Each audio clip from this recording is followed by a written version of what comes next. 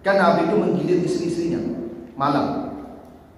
Pas di giliran Maimunah itu Nabi sakit dan tidak mampu lagi menunaikan kewajiban beliau sebagai suami. Di rumah Maimunah itu stop kewajiban Nabi, karena Nabi sakitnya sudah sangat serius hingga fisik Nabi sudah lemah. Dan Maimunah itu terakhir istri yang digilir Nabi, tapi berhenti karena Nabi tidak jadi menggauli beliau karena Nabi sudah sakit parah. Rumah Maimunah itulah dipanggil seluruh istri beliau. Di rumah Maimunah itulah seluruh istri Nabi itu dipanggil, dikumpulkan. Ya, lalu kata Nabi kepada semua istrinya di rumah Maimunah itu, saya sudah tidak mampu lagi menunaikan kewajiban saya sebagai suami kepada kalian, karena sakit saya sudah serius, tulang saya sudah lemah. Mulai hari ini tolong izinkan saya dirawat di rumah Aisyah. Coba ya, itu di rumah Maimunah itu. Musyawarah Nabi dengan istri yang lain itu pas di giliran Maimunah. Ketika di rumah Maimunah sakit, Nabi sudah terasa serius, dipanggil seluruh istrinya kumpul. Apa kata Nabi? Saya tidak akan mendatangi kalian lagi. Saya tidak akan menggilir kalian lagi. Dan ini Maimunah tempat terakhir. Tolong izinkan saya dirawat di rumah Aisyah. Ini kenapa Bapak Ibu ya? Kenapa Nabi minta dirawat di rumah Aisyah? Karena Nabi tahu beliau akan meninggal dunia. Jadi Nabi itu lah tahu Ibu kalau beliau akan meninggal, sudah tahu beliau itu. Maka meminta dirawat di rumah Aisyah. Kenapa di rumah Aisyah minta dirawat? Karena Nabi ingin mati di tempat wahyu turun. Dari sekian istri Nabi Bapak Ibu, rumah-rumah istri Nabi itu tidak ada wahyu turun di rumah istri yang lain. Satu-satunya wahyu yang banyak turun di rumah Aisyah.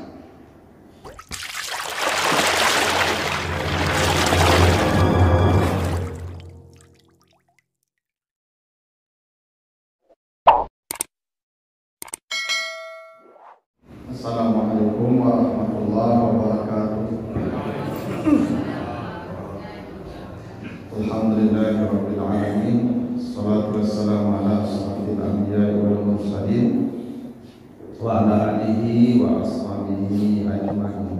Bapak, Ibu, kaum muslimin jamaah subuh yang dimuliakan Allah, kembali kita bersyukur pada Allah atas segala karunia-Nya. Salawat dan salam kepada Nabi kita Muhammad sallallahu alaihi wasallam. Bapak Ibu yang saya muliakan, kita lanjutkan kembali kajian kita tentang sirah nabawiyah, khususnya tentang istri-istri Nabi. Pagi ini kita akan bahas istri Nabi yang ke-11, namanya Maimunah binti Al-Haris. Ini istri terakhir yang dinikahi Nabi. Walaupun ada lagi yang terakhir nanti namanya Maria Kiptiah, tapi Maria Kiptiah itu diperbedakan oleh para sejarawan apakah dia statusnya zaujah, istri yang dinikahi secara sah, ataukah dia disebut jariyah, namanya budak. Karena Maria Kiptiah itu budak yang dihadiahi kepada Nabi oleh Raja Kipti di Mesir. Nah dulu kalau budak itu statusnya boleh digauli tanpa harus dinikahi. Karena para sejarawan berbeda pendapat tentang status Maria Kiptiah.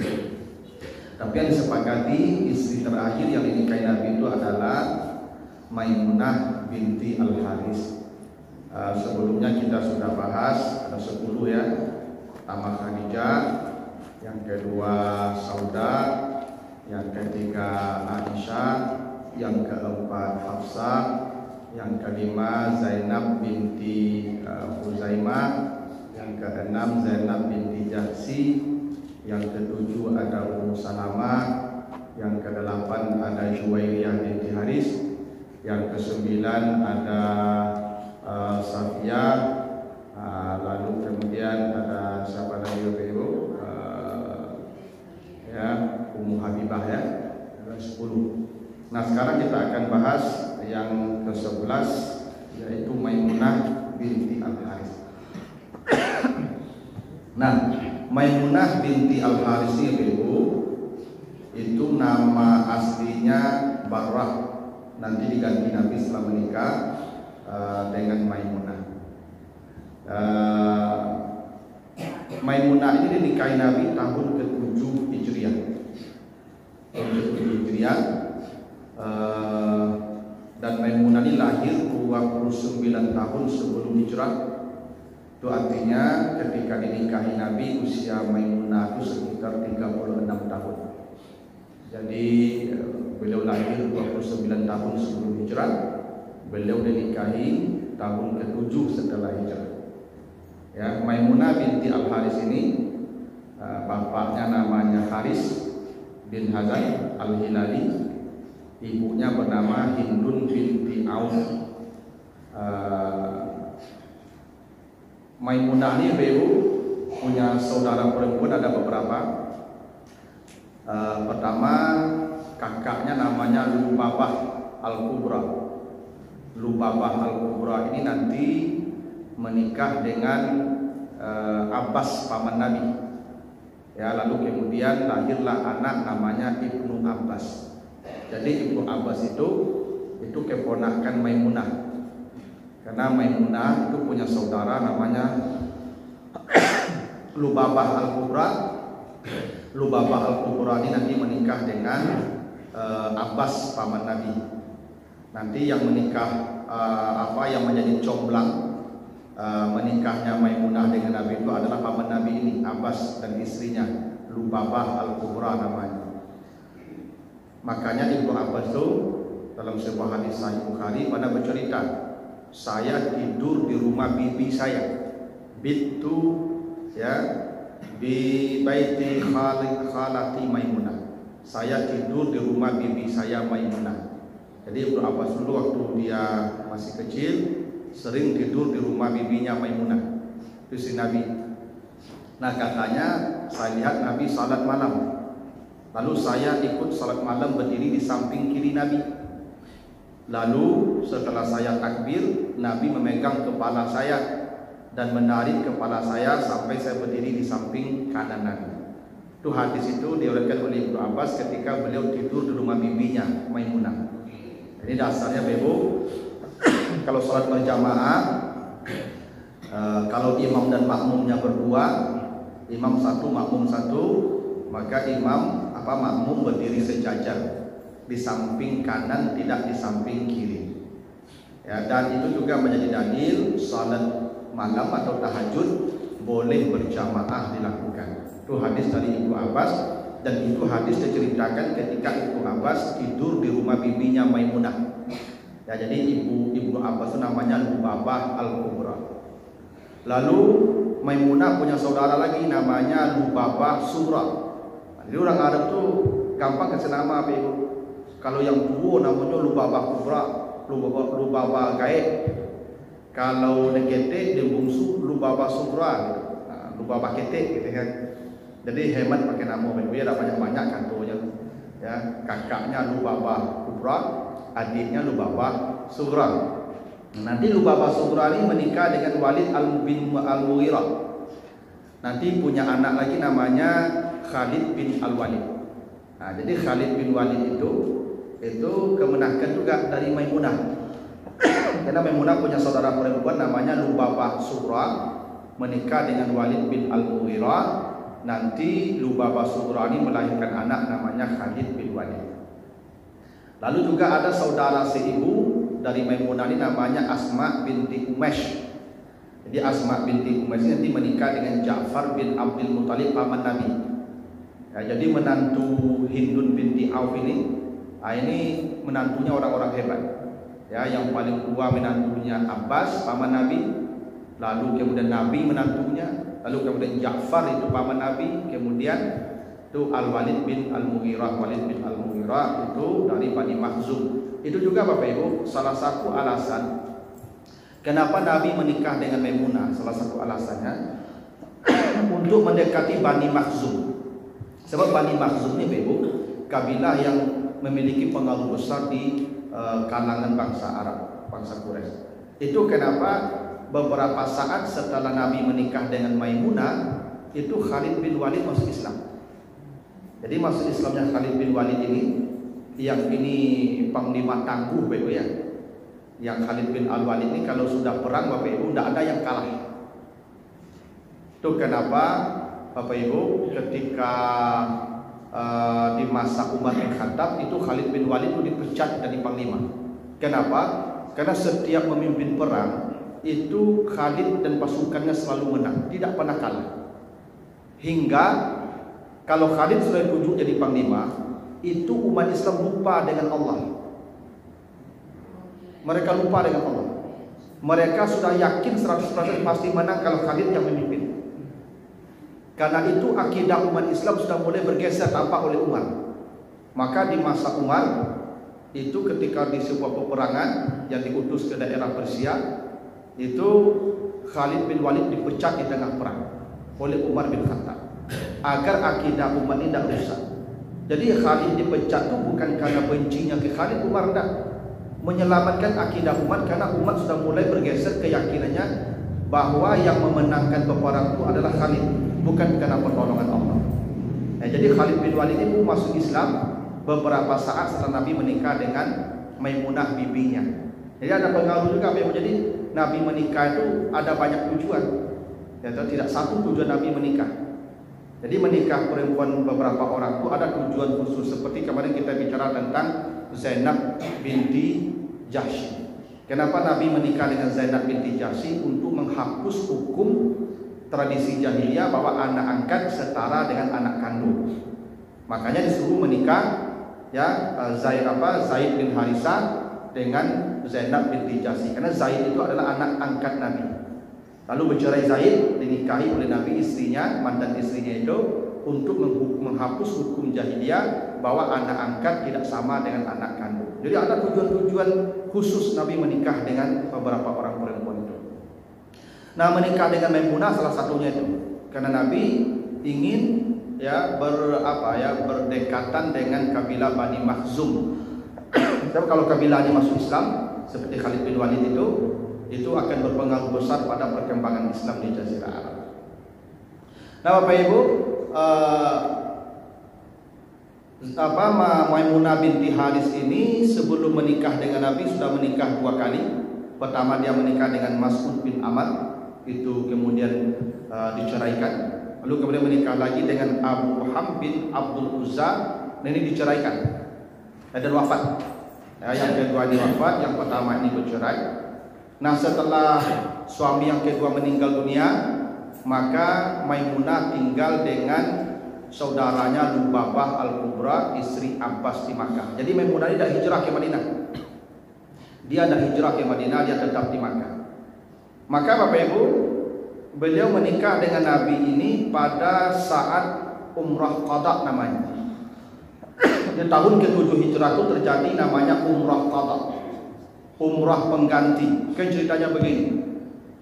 Di waktu tahun ke-6 Hijriah itu Nabi dan ada sekitar berapa sekian ribu, ada yang mengatakan 6.000, ada yang mengatakan itu 10.000, itu berangkat ke Makkah untuk menunaikan umrah di tahun ke-6 Hijriah. Sampai di Hudaybiyah itu Nabi dan rombongan itu dihalangi, tidak boleh masuk kota Makkah, termasuk Khalid bin Walid yang memimpin penghadang Nabi itu masuk kota Makkah. Maka terjadi negosiasi alat untuk masuk, meyakinkan orang Arab bahwa Nabi ke Makkah itu untuk umrah, bukan untuk berperang. Tapi tetap tidak dapat izin. Akhirnya terjadilah yang disebut Sulhu Hudaybiyah namanya, perjanjian damai Hudaybiyah. Walaupun perjanjian damai ini banyak ya poin-poinnya yang merugikan Nabi, tapi salah satu poin perjanjian Hudaybiyah itu Nabi dan umat Islam pengikutnya tidak dibenarkan tahun ini masuk kota Makkah. Baru dibolehkan tahun berikutnya, artinya tahun ke-7. Maka di tahun ke-6 Nabi tidak jadi umrah, tapi tetap dihitung umrah karena Nabi membawa hadiyu, yang lalu menyembelih, waktu dihitung umrah. Karena Nabi itu dalam riwayat disebutkan umrah Nabi itu 4 kali saja seumur hidup. Tahun ke-6 tidak jadi, tapi diganti dengan hadiyu. Tahun ke-7 namanya umrah Qadha, tahun ke-8 namanya umrah Jikrana, dan tahun ke-10 namanya umrah wada, seperti setelah sejalan dengan haji wada. Jadi Nabi itu umrah 4 kali seumur hidup, haji sekali saja, namanya haji wada. Jadi ibu tidak usah, bapak tidak usah ibu haji berkali-kali, sekali saja. Ya, kok banyaknya pitilai yang haji aja lah. Ya kan, ustaz alun haji, ustaz anu lah apa ustaz haji aku piti ambo ya. Ya. Ya karena Nabi haji sekali aja, Pak. Ya. Kan ustaz kok banyak alun haji, Pak. Ustaz kok apa ibu? Ini ceramah menyuruh orang haji itu haji dia tu, Pak. Itu tidak tu lah. Ya kan? Maka apa ibu yang meminta lagi haji ustaz tu. Ya, daripada ibu haji berkali-kali. Ya, karena Nabi haji sekali saja. Nah, jadi umrah Nabi itu 4 kali. Nah, salah satu umrah Nabi itu namanya umrah qada. Umrah qada itu umrah pengganti umrah yang batal. Umrah yang gagal di tahun ke-6, maka Nabi berangkat lagi dengan orang yang sama. Dengan pasukan yang sama. Berangkat lagi ya ke Makkah sesuai perjanjian. Maka diberi izin Nabi tinggal di Makkah selama 3 hari untuk menunaikan umrah bersama para sahabat. Nah, setelah Nabi selesai umrah, lah tahallul, maka disitulah terjadi pertemuan dengan Maimunah. Ketika di Sarif, ada satu tempat namanya Sarif. Di situ Maimunah menemui Nabi, karena Maimunah ini sudah berencana, Ibu ya. Maimunah ini sudah berencana ketemu Nabi, karena dia tahu Nabi akan umrah, maka dia tunggu kedatangan Nabi. Karena dia ingin menjadi istri Nabi. Maka ketika sampai di Sarif, itu Nabi ditemui oleh Maimunah. Lalu Maimunah berkata kepada Nabi. Apa kata Maimunah bahwa tunggangan dia itu, yang sebelumnya sudah bicara juga dengan Abbas, dengan kakaknya Lubabah Al-Kubra.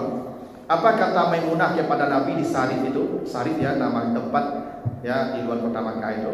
Kata Maimunah kepada Nabi, al-ba'ir wa ma 'alaiha lillahi wa rasuli. Itu kata Maimunah. Kata Maimunah, onta ini dan yang ada di atas onta itu milik Allah dan Rasulnya.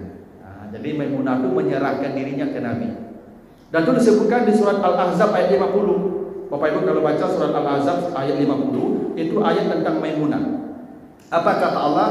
Wa imra'atan mu'minatan in wahabat nafsaha lin nabi in aradan nabiyyu ayastankihaha khalisatan laka min dunil mu'minin. Dan seorang perempuan mukmin yang menyerahkan dirinya kepada Nabi, jika Nabi ingin menikahi, maka nikahilah dia. Ini khusus untuk engkau, bukan untuk semua orang beriman. Jadi ada perempuan yang menyerahkan dirinya ke Nabi, namanya Maimunah. Apa kata Maimunah? Ya Rasulullah, onta ini dan penunggangnya milik engkau. Nah, itu boleh.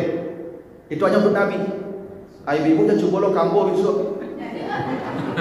Ustaz, otoko jo pemiliknya milik Ustaz, agak kacau ibu ya. Ya. Jadi itu khusus untuk Nabi saja yang begitu. Jadi boleh perempuan berkata begitu. Karena kata Maimunah, onta dan pemiliknya itu milik Allah dan Rasulnya. Ini namanya wahabat nafsaha. Dia menghadiahkan atau menghibahkan dirinya kepada Nabi. Dan itu khusus untuk Nabi. Ya, tidak untuk yang lainnya. Nah, jadi jangan nanti ada jando Pak kayu kan. Nah, itu nyotamui laki-laki ya. Pak, bali oto ambo Pak, kembali oto ambo Pak, dapat yang punya oto langsung. Nah, gitu ya.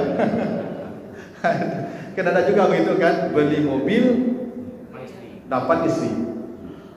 Artinya yang punya oto langsung jadi milik yang tukang balik. Pembeli. Itu apa? Maimunah begitu. Ya, Maimunah berkata ke Nabi bahwa onta ini dan penunggangnya itu diserahkan kepada Allah dan Rasulnya.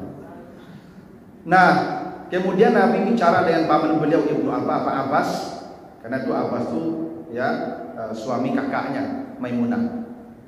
Maka terjadilah pernikahan Nabi dengan Maimunah di tempat yang bernama Sarif. Di Sarif itu pula Nabi kemudian menggauli Maimunah. Jadi di situ dinikahi, kemudian di tempat itu digauli. Nah, itu artinya Nabi sudah tahallul. Sebab orang yang umrah tidak boleh menikah. Tidak boleh menikah, tidak boleh akad nikah, tidak boleh menikahkan orang, tidak boleh bergaul suami istri. Banyak pantangan itu waktu umrah itu. Berarti kalau Nabi menikah dengan Maimunah, itu artinya Nabi sudah tahallul sebenarnya. Ya, maka Nabi menikah dan menggauli Maimunah di Sarif. Nanti setelah Nabi wafat, Maimunah kembali lagi ke Makkah dan nanti Maimunah meninggalnya di Sarif itu. Itu nanti Maimunah itu ketemu Nabi di Sarif, menikah di Sarif, lalu digauli di Sarif, dan nanti Maimunah meninggalnya di Sarif dan dimakamkan di sana. Jadi satu-satunya istri Nabi yang tidak dimakamkan di Baqi, yaitu selain Khadijah, itu adalah Maimunah. Ya, selebihnya dimakamkan di Baqi. Nah, Bapak Ibu, Maimunah binti Al-Haris ini ya tinggal dia bersama Nabi tidak lama, karena dinikahi tahun ke-7 dan itu terakhir. Nabi meninggal tahun ke-10. Berarti kurang lebih dia hanya 2 tahun bersama Nabi. Karena Maimunah ini tidak banyak meriwayatkan hadis. Menurut hitungan para ahli hadis, Maimunah hanya meriwayatkan hadis sekitar 76 hadis. Dari 76 hadis itu ada 7 yang kategori muttafaq alaih namanya. Muttafaq alaih itu yang ada pada kitab Bukhari dan Muslim yang matanya persis sama.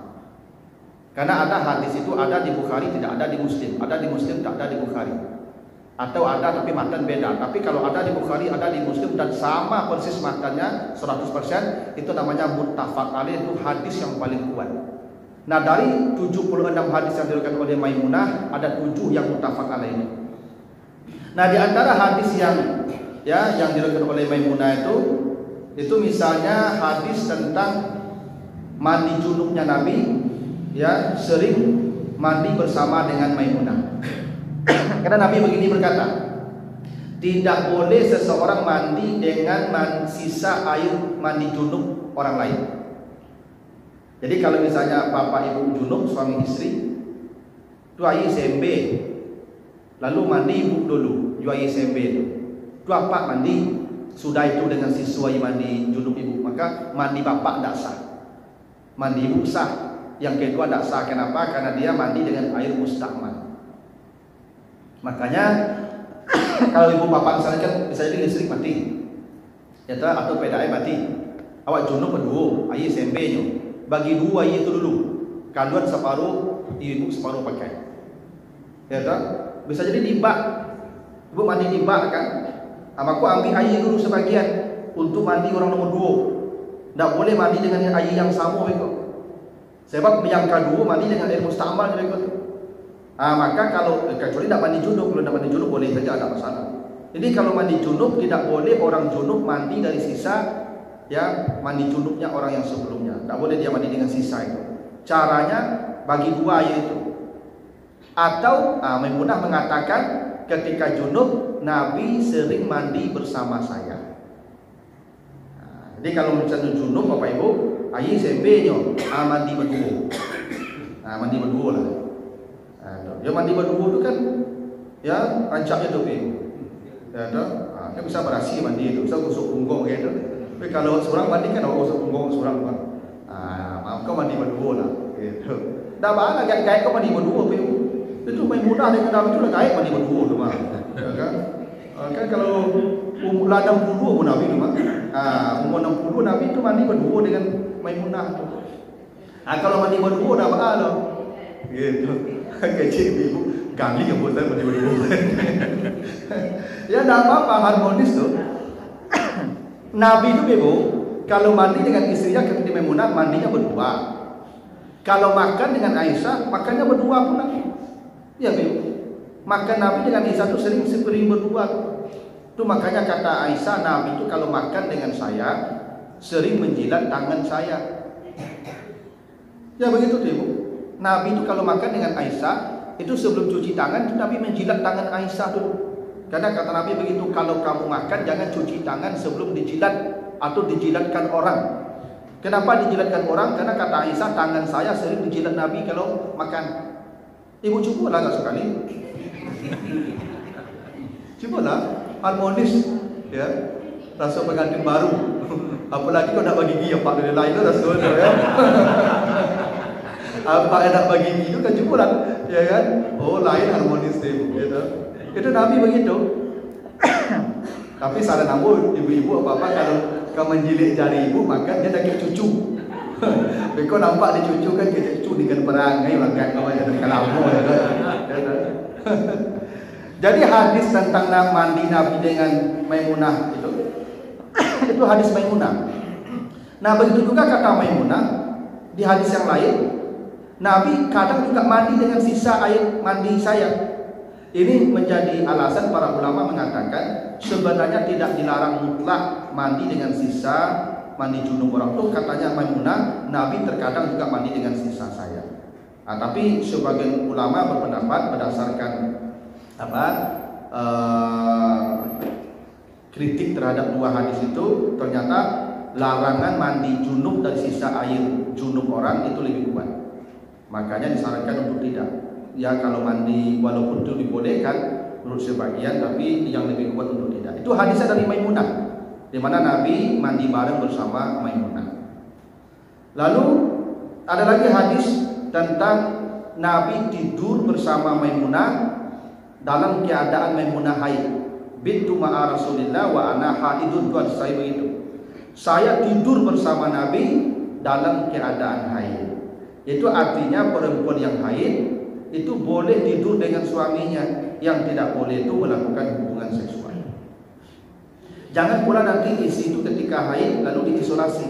Karena orang-orang Yahudi, Ibu, memang tradisi mereka kalau perempuan sedang haid itu diisolasi. Perempuan haid itu kemudian diasingkan, tidak boleh bercampur dengannya, tidak boleh makan bersamanya, tidak boleh tidur bersamanya. Nah, hadis dari Maimunah itu, Nabi ketika istri beliau haid, ini Maimunah diceritakan, Maimunah bercerita, beliau tidur bersama saya ya ketika saya sedang haid, atau dibolehkan. Nah, Maimunah ini Ibu termasuk sahabat atau istri Nabi yang sangat faqih namanya, yang sangat dalam pemahaman fikihnya. Salah satu hadis terkait dengan itu adalah ada seorang sahabat perempuan bernazar kalau dia sehat dia akan salat di Masjid Aqsa. Itu nazar dia. Ternyata dia sehat betul, maka dia hendak berangkat ke Masjid Aqsa, tapi jauh dan tidak ada mahramnya yang bisa mendampingi ke Palestina dari Madinah. Maka ketemu Maimunah, diceritakan nazar dia. Kata Maimunah, engkau gantilah nazarmu salat di Masjid Nabawi. Karena kata Maimunah, saya mendengar Nabi bersabda, tidak ada tempat salat yang lebih afdal selain masjidku kecuali Masjid Haram. Karena kata Nabi, kalau kita salat di Masjid Haram nilainya 100.000 kali dibandingkan masjid yang lain. Kalau kita di Masjid Nabawi salat nilainya 1000 kali dibandingkan masjid yang lain. Kalau kita salat di Masjid Aqsa 500 kali dibandingkan masjid yang lain. Artinya salat di Masjid Nabawi ini nilainya lebih besar daripada salat di Masjid Aqsa. Karena itu kata Maimunah, salat saja engkau di Masjid Nabawi ini, di Masjid Nabi ini. Karena nilainya lebih baik daripada salat di Masjid Aqsa. Apa maknanya hadis itu? Kita boleh mengganti nazar dengan yang lebih baik. Nazar itu tidak boleh diganti. Saya kalau sehat puasa seminggu, tidak boleh diganti Bapak Ibu. Wajib seperti nazar itu ditunaikan. Saya kalau anak saya lulus nanti saya memberi makan anak yatim 100 orang, wajib seperti yang dinazarkan. Tidak boleh tidak. Nazar tidak boleh diganti. Itu makanya Bapak Ibu kalau bernazar itu pikir-pikir dulu, boleh katakan aja tidak. Nó jadi hutang sampai mati dulu Bang. Tapi nazar itu kalau diganti dengan yang lebih baik boleh. Boleh. Saya kalau sehat nanti membelikan baju untuk anak yatim, ya kan? Sehat, lalu diganti joto, boleh. Karena lebih baik. Walaupun ibu bernazar membelikan baju, tapi oto apa dia sudah tu, itu boleh tu. Tapi diganti dengan yang lebih rendah tak boleh. Itu Maimunah, karena Maimunah itu ahli fikih. Ya, dia seorang mujtahidah juga. Jadi kalau nazar itu tidak boleh diganti dengan yang lain kecuali dia diganti dengan yang lebih baik. Dan itu contohnya ya cerita tentang wanita yang bernazar salat di Masjid Aqsa karena dia tidak bisa mampu ke sana, maka Maimunah suruh salat di Masjid Nabawi karena nilai di Masjid Nabawi 1000 kali, Masjid Aqsa 500 kali. Nah, Maimunah ini salah satu cerita yang populer tentang Maimunah adalah Maimunah ini dapat giliran terakhir sebelum Nabi wafat. Kan Nabi itu menggilir istri-istrinya malam. Pas di giliran Maimunah itu Nabi sakit dan tidak mampu lagi menunaikan kewajiban beliau sebagai suami. Di rumah Maimunah itu stop kewajiban Nabi. Karena Nabi sakitnya sudah sangat serius, hingga fisik Nabi sudah lemah. Dan Maimunah itu terakhir istri yang digilir Nabi, tapi berhenti karena Nabi tidak jadi menggauli beliau karena Nabi sudah sakit parah. Maka di rumah Maimunah itulah dipanggil seluruh istri beliau. Di rumah Maimunah itulah seluruh istri Nabi itu dipanggil, dikumpulkan. Ya, lalu kata Nabi kepada semua istrinya di rumah Maimunah itu, saya sudah tidak mampu lagi menunaikan kewajiban saya sebagai suami kepada kalian. Karena sakit saya sudah serius, tulang saya sudah lemah. Mulai hari ini tolong izinkan saya dirawat di rumah Aisyah. Itu ya. Itu di rumah Maimunah itu. Musyawarah Nabi dengan istri yang lain itu pas di giliran Maimunah. Ketika di rumah Maimunah sakit, Nabi sudah terasa serius, dipanggil seluruh istrinya kumpul. Apa kata Nabi? Saya tidak akan mendatangi kalian lagi. Saya tidak akan menggilir kalian lagi. Dan ini Maimunah tempat terakhir.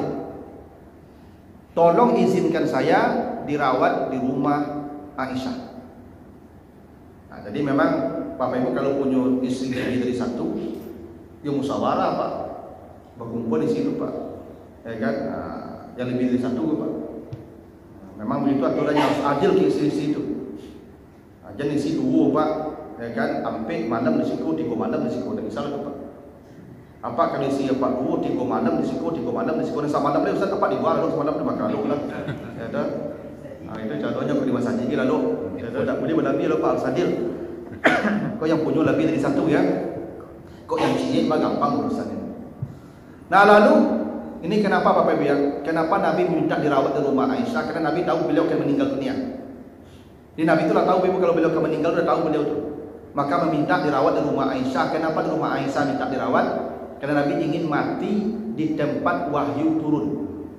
Dari sekian istri Nabi Ibu, rumah-rumah istri Nabi itu tidak ada wahyu turun di rumah istri yang lain. Satu-satunya wahyu yang banyak turun di rumah Aisyah. Jadi Nabi ingin matinya di rumah, di situ tempat wahyu turun rumah Aisyah. Rumah Aisyah itu spesial, banyak wahyu turun di sana. Di istri lain tidak. Nah, cerita itu terjadi di rumah Maimunah. Nabi meminta izin kepada saat istri yang lain untuk dirawat di rumah Aisyah. Itu pas giliran Maimunah. Nah, setelah Nabi wafat, ya kemudian Maimunah kembali ke Makkah. Lalu kemudian beliau meninggal diceritakan di tahun ke-51 Hijriah dalam usia 80 tahun dan dimakamkan di sana. Itu ya cerita tentang Maimunah istri Nabi. Memang tidak banyak cerita tentang kebersamaan beliau dengan Nabi karena memang pendek, cuma 2 tahun beliau bersama Nabi. Seperti Zainab binti Huzaimah yang juga pendek masa kebersamaan bersama Nabi, hanya sekitar 3 bulan. Dan beliau meninggal dunia dan Zainab meninggal dunia. Nah itulah Bapak Ibu ya, kisah tentang Maimunah binti Al-Haris. Dan Maimunah ini memang termasuk salah satu istri Nabi selain Saudah binti Zam'ah yang tidak pernah cekcok dengan istri yang lain. Jadi yang tidak pernah cekcok itu satu Saudah binti Zam'ah, karena memang dia sudah tua. Jadi dia tidak pernah ribut dengan istri yang lain. Yang kedua ini Maimunah. Jadi istri pertama yang dinikahi Nabi setelah Khadijah itu Saudah binti Zam'ah. Saudah binti Saudah binti Zam'ah itu istri pertama yang dinikahi Nabi setelah Khadijah wafat. Istri terakhir yang dinikahi Nabi sebelum Nabi wafat Maimunah binti Haris. Yang tidak pernah cekcok dengan istri yang lain itu Saudah dan Maimunah. Yang lain sering cekcok. Ya, yang dua ini tidak. Kenapa? Kalau Saudah tidak cekcok karena sudah tua, dia bijaksana. Yang ini kenapa tidak berani cekcok? Karena orang hormat, istri Nabi hormat kepada Maimunah. Kenapa? Karena dia berbesan dengan Abbas paman Nabi. Jadi Abbas itu paman Nabi, itu suami kakak. Jadi orang menghormati itu. Jadi sahabat istri Nabi itu menghormati Maimunah karena memang Maimunah punya kedudukan khusus ya di mata Nabi, dan kekerabatannya pun dikenal mulia bersama Nabi.